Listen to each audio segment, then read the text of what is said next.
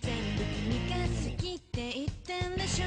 月曜日の未明だって全部頼りっぱなし通常回線。ああ繋がってるんだ。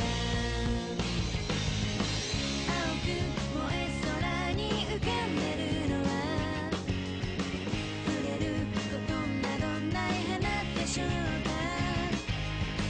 朝に夕に思い出してるのは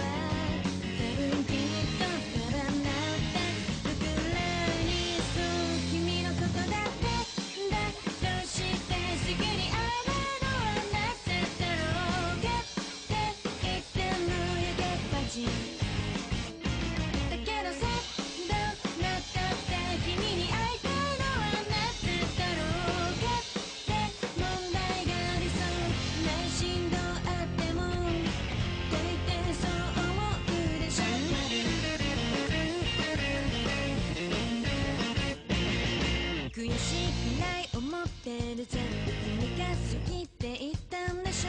月曜日の未明知ったショック泣きたいくらいに通常回線。ああ繋がってるんだ。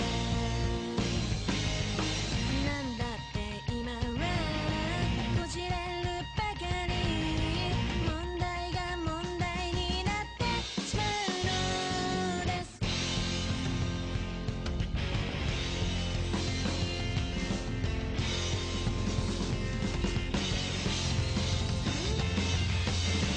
青く燃え空に浮かんでるのは触れることなどない花でしょうか。